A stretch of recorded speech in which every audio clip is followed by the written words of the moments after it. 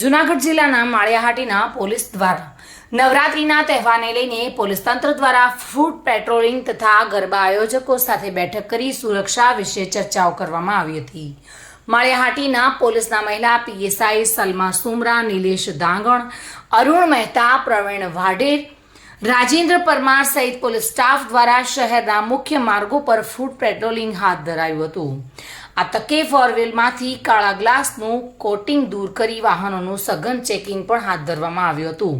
નવરાત્રીના તહેવારોને લઈને જે જગ્યાએ આયોજન કરવામાં આવ્યું છે તે સ્થળોનું ચેકિંગ પણ કરવામાં આવ્યું હતું। આ તહેવારોને લઈને આયોજકો દ્વારા શહેરની શાંતિ ભંગ ન થાય અને કોઈ અનિચ્છનીય બનાવ ન બને તે માટેની વ્યવસ્થાઓ માટે પણ ચર્ચા કરવામાં આવી હતી। આ તકે પીએસઆઈ સલમા સુમરાએ જણાવ્યું હતું કે તહેવારોના દિવસોમાં અસામાજિક તત્વોને ચેતવણી આપી જણાવ્યું હતું કે કોઈ પણ અસામાજિક અથવા શાંતિ ભંગ થાય તેવી પ્રવૃત્તિ ચલાવી નહીં લેવાય અને સેહ શરમ વિના કાયદાકીય કાર્યવાહી કરવામાં આવશે।